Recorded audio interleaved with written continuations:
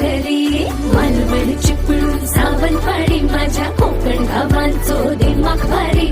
दिसते भारी गणपतीची स्वारी माझ्या कोकणा वाटे तुम्ही वळवा गाडी धमाधमान हाका गाडी माझ्या कोकणचो रस्तो नागमोडी वारी